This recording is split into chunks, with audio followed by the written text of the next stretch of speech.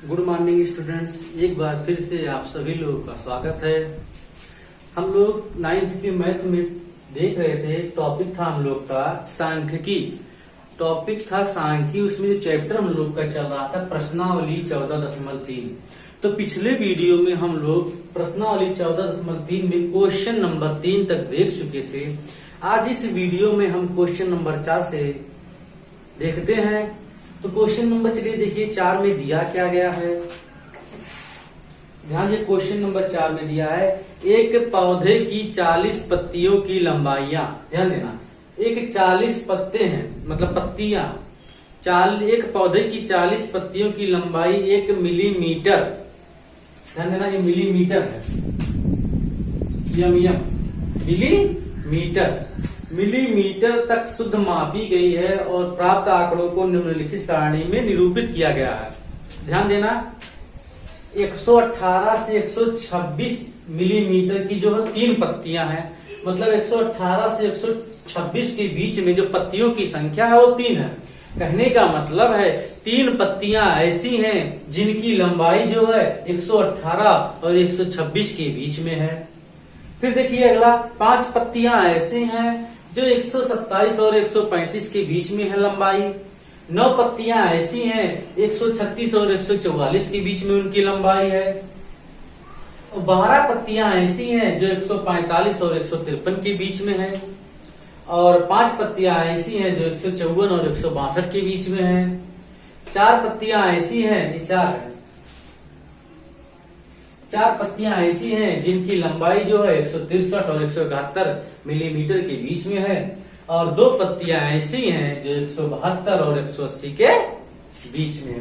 तो ये क्वेश्चन दिया था। पहला क्वेश्चन क्या पूछा, इधर ना, ये पत्तियों की संख्या है, ये पत्तियों की लंबाई है मिलीमीटर में। पहला पूछा, दिए हुए आंकड़ों को निरूपित करने वाला एक आयत चित्र बनाना है। हमको क्या बनाना है, एक आयत चित्र बनाना है। आयत चित्र बनाने के लिए पहले हम वर्ग अंतरालों को सतत बनाएंगे। चलिए हम लोग सॉल्व करते हैं। पहला ये वर्ग अंतराल दिया है, पहले सारणी को सतत बनाएंगे।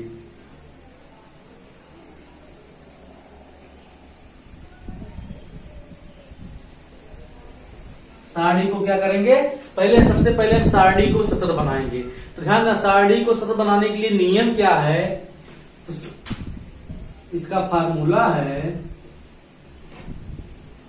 या नियम लिख सकते हैं। ठीक है, तो नियम क्या है इसमें, किसी एक वर्ग की निम्न सीमा, किसी एक वर्ग की, अब देखना निम्न सीमा क्या है और उच्च सीमा क्या है। यहां देखिए, जो 118 है ये निम्न सीमा है और ये क्या है, उच्च सीमा है। इसमें ये निम्न सीमा है, ये उच्च सीमा है, निम्न सीमा है, उच्च सीमा है, निम्न सीमा है, उच्च सीमा है। मतलब जो ये संख्याएं दी गई है ये निम्न सीमा है और जो ये है ये आपका क्या है, उच्च सीमा है। किसी एक वर्ग की निम्न सीमा और उससे पहले वाले वर्ग की उच्च सीमा की आधी होती है।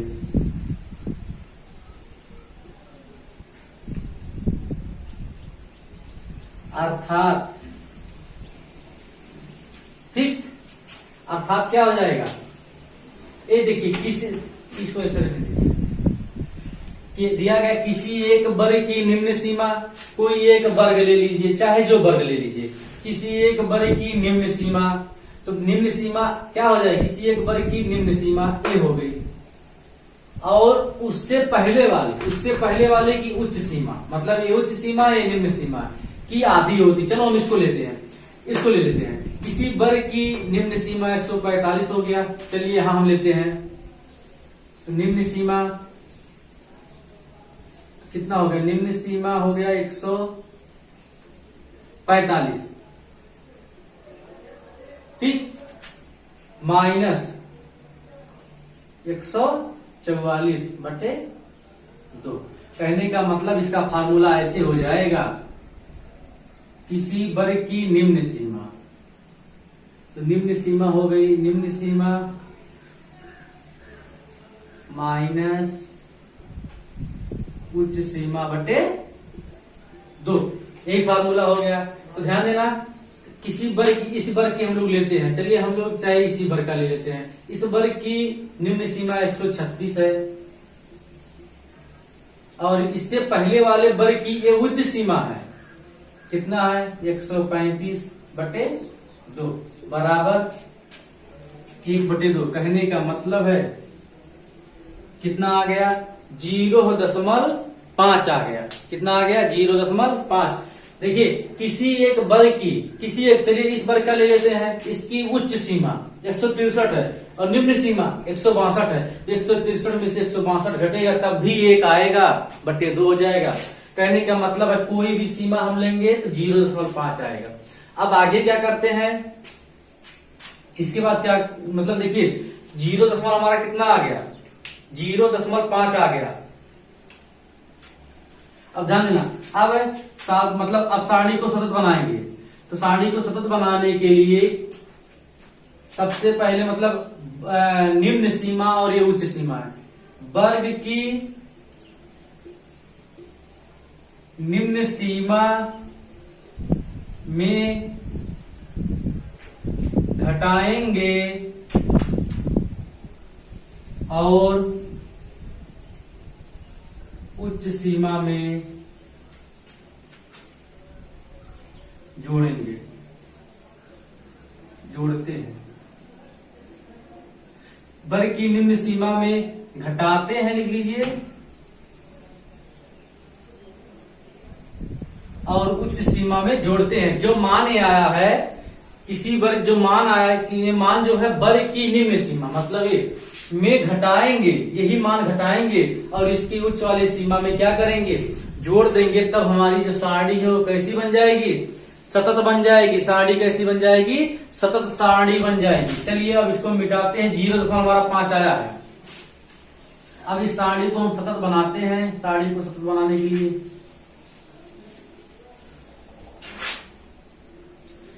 अब ध्यान देना, अब हम लोग सारणी बनाते हैं। यहां दिया गया लंबाई मिलीमीटर, लंबाई एमएम में,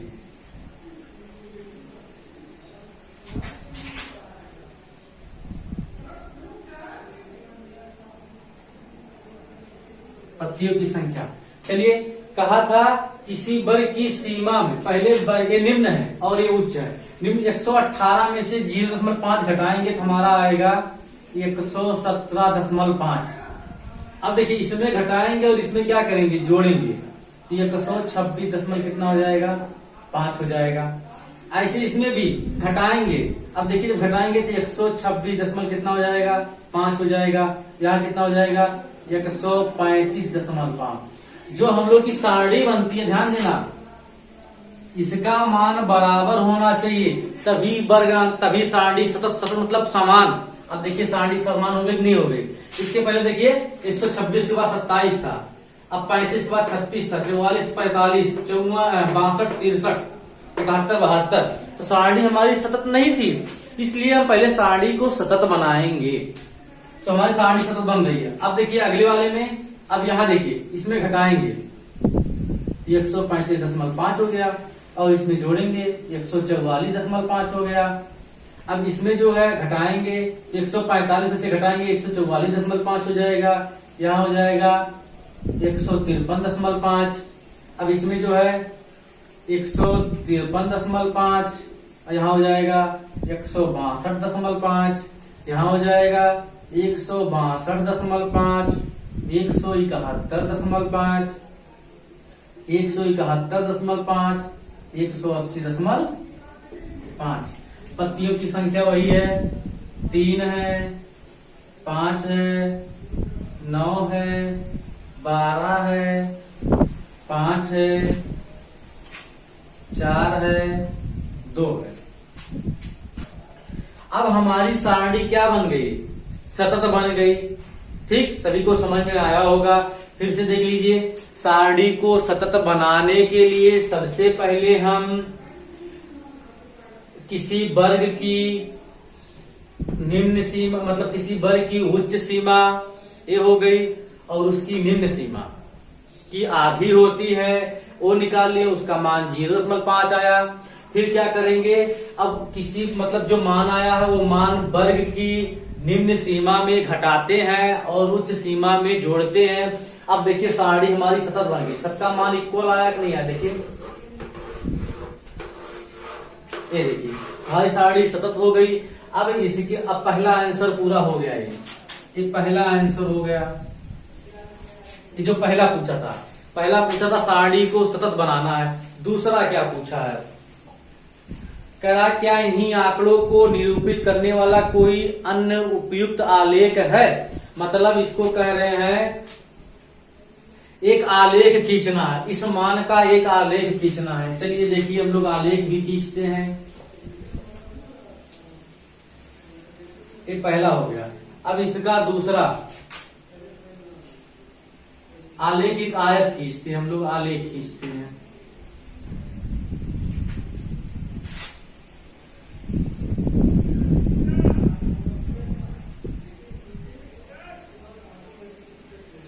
ध्यान दीजिए, आलेख खींचने के लिए हम बताए थे ये जो लंबाई है ये मान हमेशा जो एक्स अक्ष पे रहेगा और इधर वाला मान किस अक्ष पे रहेगा, वाई अक्ष पे रहेगा।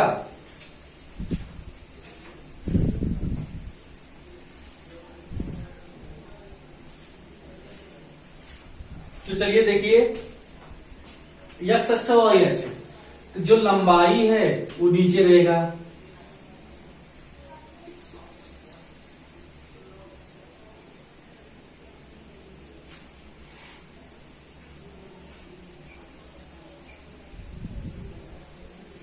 तो चलिए देखिए 117.5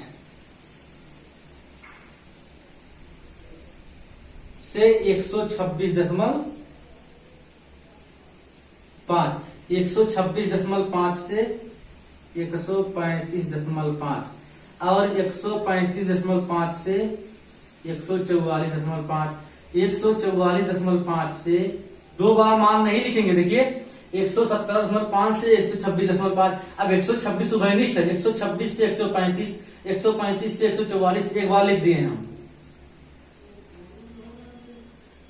153 हो गया। 153 से 162.5, 162.5 से 171.5, फिर 171.5 से 180.5, ये हो गया। ये तो अब पत्तियों की संख्या इधर रहेगा,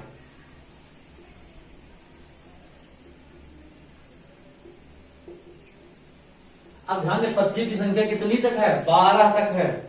तो चलिए 1 2 3 4 5 6 7 8 9 10 11 12, वही 1 1 2 3 4 5 6 7 8 9 10 11 12, पत्तियों की संख्या जो है कितनी है, 12 है। ठीक, और ये लंबाई जो दिया गया है, तो सबसे पहले देखिए 117.5 से 126.5 की जो पत्तियों की संख्या कितनी है, 3, तो 3 देखिए यहां है, तो इनकी लंबाई निकाल लीजिए, इनकी लंबाई ये हो गई, मतलब 3 मिलीमीटर लंबाई हो गई इन दो पत्तियों के बीच की। अब 126 से 135.5 का 5 तक है, 5 यहाँ है, तो ध्यान देना 126.5 दोनों में उभयनिष्ठ है, तो देखिए 126.5 की रेखा होगी, एक ही लंबाई की होगी। अब इसका जो 135 तक गया है, ठीक, अब 135 तक गया है। अब 135 से 144 के बीच में 9 पत्तियों की संख्या है, तो 9 कहां है,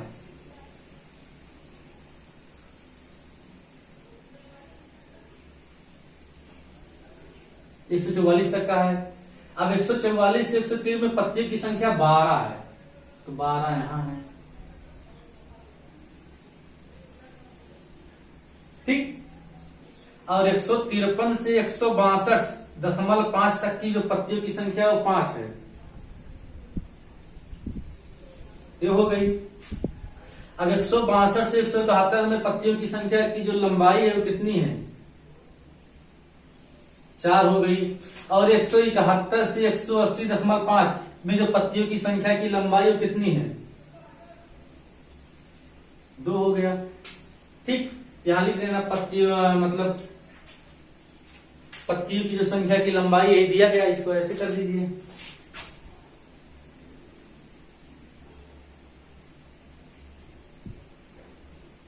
ऐसे ठीक। फिर से समझ लीजिए, एक आलेख बनाना था तो ध्यान दीजिए, एक रेखा जो दोनों में उभयनिष्ठ है, जैसे 126.5 दोनों में, तो देखिए 126.5 पत्ती की लंबाई हो गई। अब 135 दोनों में, 135 देखिए रेखा की लंबाई, 144 का भी देखिए, 153, 162, 171, 185, 80.5 लास्ट में। तो ध्यान देना, जो 115.5 से 126.5 के जो बीच की लंबाई 3 पत्तियों की संख्या कितनी है? 3 पत्तियां ऐसी हैं जिनकी लंबाई इतना है। 3 पत्तियां ऐसी हैं जिनकी लंबाई देखिए इतना है, 3 पत्तियों की लंबाई इतना है। 5 पत्तियों की लंबाई इतना है, 9 पत्तियों की लंबाई इतना है, 12 पत्तियों की लंबाई इतना है, फिर 5 पत्तियों की लंबाई इतना है, 4 पत्तियों की लंबाई इतना है और 2 पत्तियों की लंबाई इतना है। ये आपका दूसरा क्वेश्चन आ गया। तो चलिए हम लोग अब तीसरे क्वेश्चन की तरफ बात करते हैं। इसमें कोई प्रॉब्लम किसी को नहीं हुआ कि ध्यान दीजिए, एक क्वेश्चन थोड़ा लॉन्ग है, तो इस वीडियो में सिर्फ हम एक क्वेश्चन की बात करेंगे, एक ही क्वेश्चन आपको हम समझाएंगे और वो क्वेश्चन हम आपको अच्छी तरह समझाएंगे। ठीक है, तो हमें श्योर है आप लोग को समझ में आया होगा। अब हम लोग चलिए देखिए तीसरे क्वेश्चन की बात करते हैं, मतलब इसी में तीसरा पॉइंट पूछा है।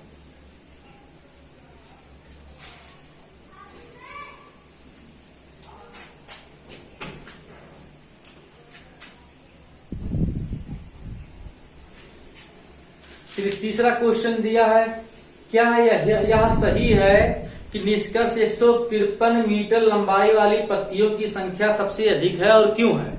ध्यान देना, क्वेश्चन में कह रहा है 153, देखिए यहां है, इसकी पत्तियों की संख्या सबसे ज्यादा कितनी है? 12 है। अब आपको बताना है कि पत्तियों की संख्या 12 तो देखने में तो अधिक लग रहा है, आप भी देखिए सबसे ज्यादा पत्तियों की संख्या 153 मीटर की लंबाई वाला है, तो इसकी जो संख्या है वो 12 है। तो क्वेश्चन में पूछ रहा है क्या इसकी लंबाई 12 है, अगर है तो क्यों है? तो चलिए आइए हम लोग इसको भी देखते हैं क्यों है पत्तियों की लंबाई। इसके लिए भी एक हम लोग निकालेंगे बारंबारता बहुभुज।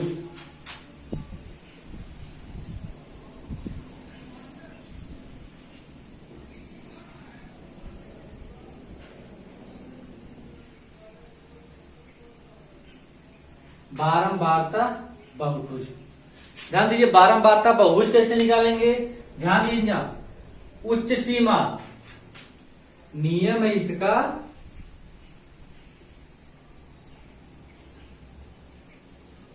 पहले लिखिए, पहले निम्न दिया, निम्न सीमा प्लस उच्च सीमा बटे 2, मतलब दोनों को जोड़ लेंगे, बटे कितना कर देंगे? 2। तो निम्न सीमा है आपका 117.5 और उच्च सीमा है 126 बटे 2। चलिए जोड़िए, 5 5 10, मतलब हो गया पूरा 1, तो कितना हो जाएगा ये? 7 7 13 1 14 4 हासिल 1 2 1 3 1 4 ठीक है 2, 244 बटे 2। जब करेंगे 122, इसका मध्य बिंदु निकल के क्या आया? 122।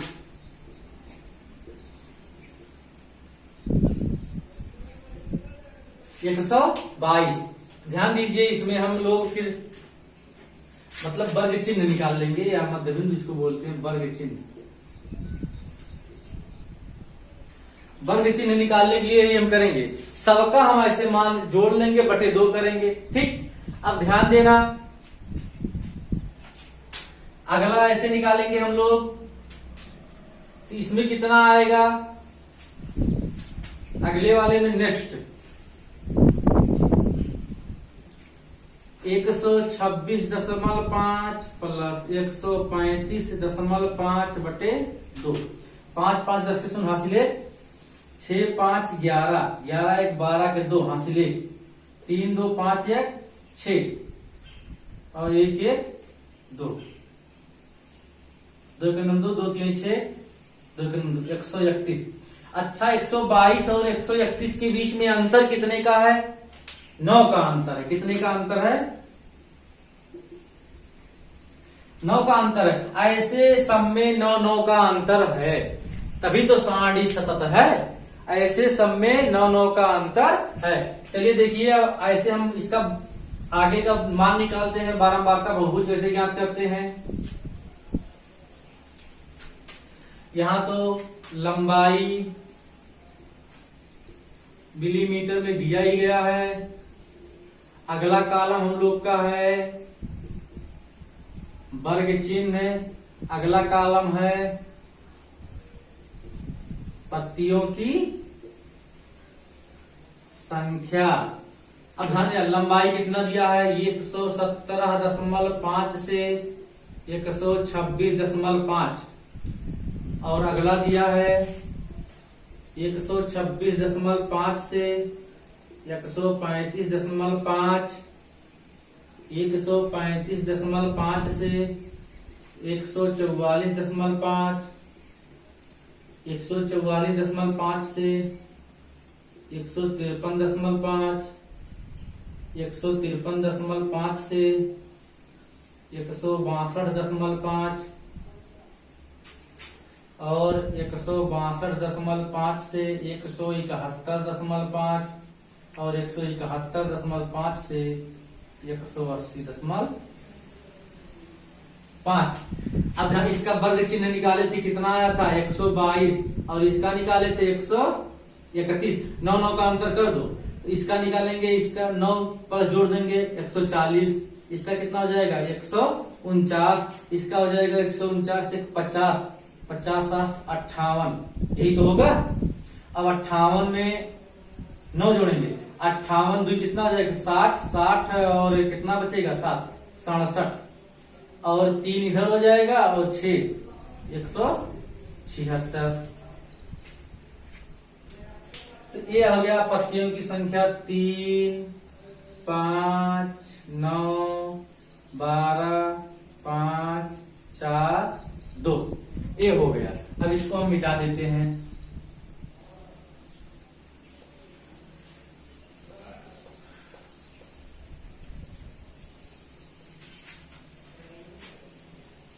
अब बारंबारता बहुभुज बनाने के लिए हम सबसे पहले वर्ग चिन्ह पत्तियों की संख्या को 1 में लेते हैं, मतलब 122, अगला हो जाएगा 131, 5, अगला हो जाएगा 140, 9, अगला हो जाएगा 149, 12, अगला हो जाएगा 158, 5, अगला हो जाएगा 167, 4 और 176, 2।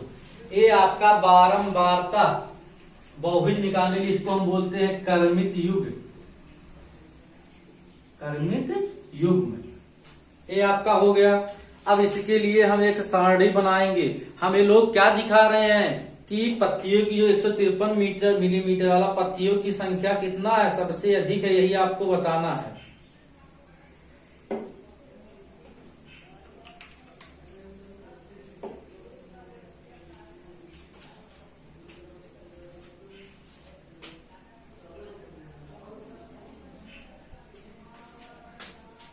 चलिए हम लोग इसके लिए एक सारणी बनाते हैं। ये आपका x अक्ष है और ये y अक्ष है। तो आप ध्यान दीजिए, यहाँ पे हम लोग दिखाए थे वर्ग चिन्ह जो है आपका x अक्ष पे रहेगा और इधर आपका क्या रहेगा? पत्तियों की संख्या कितनी है? 1 2 3 4 5 6 7 8 9 10 11 12 11 10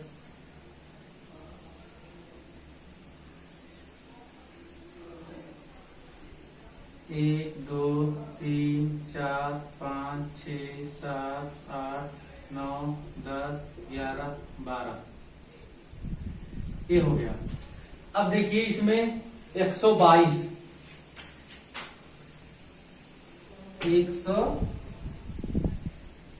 पहले में 122 से पहले में से मतलब उससे पहले एक संख्या ले लेते हैं तो 9 9 का अंतर है। 122 मतलब हो जाएगा 113 122 और कितना है 131 140 149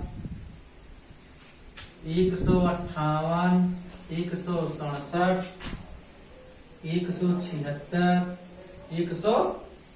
176 और 9 और जोड़ दो तो 76 और 85 हो जाएगा। अब बहुभुज निकालो, ध्यान देना 122 का जो वर्ग चिन्ह है उसमें पत्तियों की संख्या कितनी है तो 3। तो देखिए 3 के सामने और 122 के ऊपर एक बहुभुज ऐसे मतलब बिंदी रख दीजिए, बहुभुज हो जाएगा। ठीक, अगले में क्या है 131 यहाँ है और 5 के सामने 140 यहाँ है 9 140 के ऊपर 9 के सामने 149 12 158 5 167 4 और 176 2। अब मिलान कर लीजिए।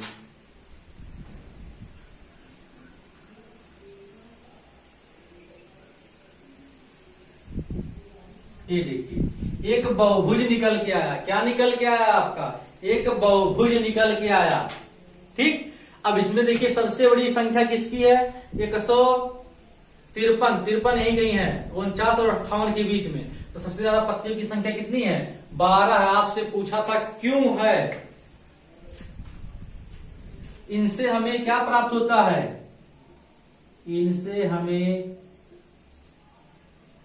एक बहुभुज प्राप्त होता है। इससे हमें लगता है कि जो 12 जो है पत्तियों की संख्या सबसे ज्यादा है, ये आपको बहुभुज के माध्यम से क्या किया गया, दिखाया गया।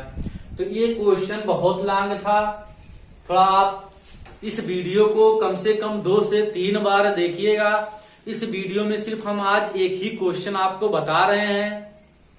वो इसलिए बता रहे हैं क्योंकि क्वेश्चन नंबर 4 जो है 3 जान लिए 3 क्वेश्चन के वो बराबर था। एक क्वेश्चन में 3 क्वेश्चन आपसे पूछा था, तीनों में अलग अलग था। पहले में आपको साड़ी को सतत बनाना था, दूसरे में आपको एक आयत बनाना था मतलब एक आलेख बनाना था, तीसरे में पत्ती की लंबाई 12 सबसे ज्यादा है, संख्या सबसे ज्यादा क्यों है, उसके लिए हमें एक बहुभुज का निर्माण करना पड़ा, बारंबारता बहुभुज बनाना पड़ा सारणी, जो आपको बना के दिखाया गया है। इस वीडियो को कम से कम आप 2 से 3 बार पढ़िएगा, वो आपको समझ में आएगा। अगर कोई भी प्रॉब्लम होगी आपको तो कमेंट बॉक्स में जरूर दीजिएगा, जिससे आपको हम और बेहतर समझा सकें। ठीक है, आज इस वीडियो में एक ही क्वेश्चन का बात करते, कल अगले वीडियो में हम लोग अगले दिन क्वेश्चन नंबर 5 की बात करेंगे। आज इस वीडियो में यहीं तक का ही बात करते